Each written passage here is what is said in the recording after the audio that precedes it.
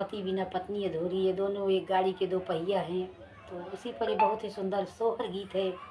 आप लोग सुनिए, कैसा लगे लाइक करिए, सब्सक्राइब करिए और हमारे चैनल श्रद्धा मार्की नवधि लोकगीत को आप लोग सपोर्ट करें। रामा सोई सीता जागई बेनिया, डोलावाई बेनिया डोलावाई हो। सीता उबी उबी ले करवटिया दरिया नाही आवई हो। सीता उबी उबी ले करवटिया दरिया नाही आवई हो।